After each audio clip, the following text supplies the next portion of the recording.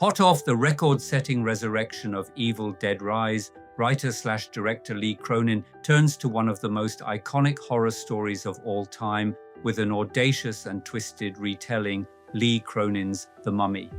Cronin reimagines one of cinema's most enduring monsters through the lens of a filmmaker known for atmospheric dread, emotional violence, and mythic horror. One of the things for me that I enjoy about being a filmmaker is not necessarily knowing what's around the corner.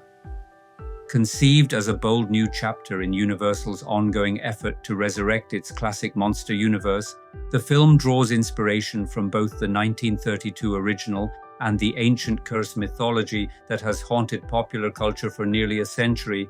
I needed to find a story, and once I did that, I found a piece of lore, a set of characters I was interested in, a story that takes place at two different times around the same people. If a story gets its claws under your skin, it's hard to let go.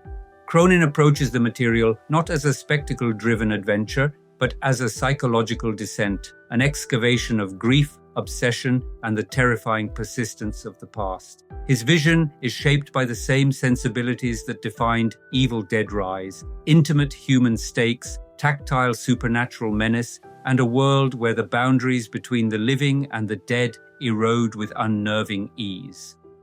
I wanted to tell a story about a buried secret, the mummies in Egyptian lore. They're always about secrets, things that you discover.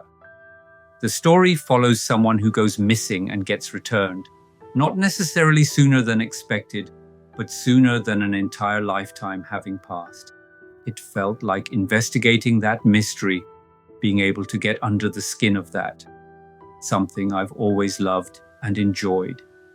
The movie in his mind was a combination of Poltergeist, capturing domestic relationships, and C7 encapsulating the hard-boiled detective.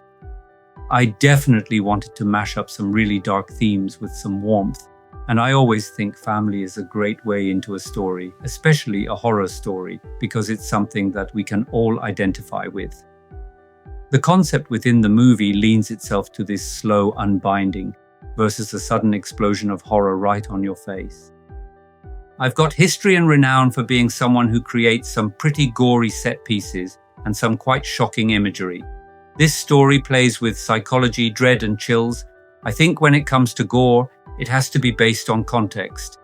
Cronin wrote characters people fall in love with, then turn the screw and do horrible things to them. Without that connectivity to the characters, I think gore fails. When I watch movies that don't have any character, weight, depth, or dimensionality, I become disinterested very, very quickly.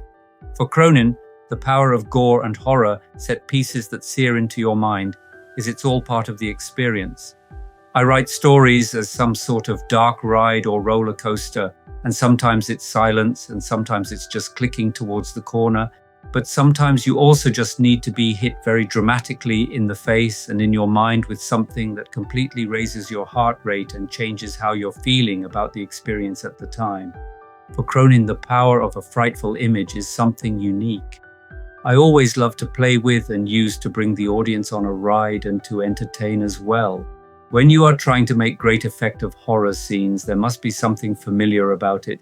Everyone has a frame of context. This movie has some equally gnarly and unusual actions that take place, but again, always around slightly domestic things. In our next script-to-screen video, modern pop star meets gothic melodrama in David Lowery's phantasmagoric Mother Mary, a tale of two women bound across time and space by their personal and artistic histories.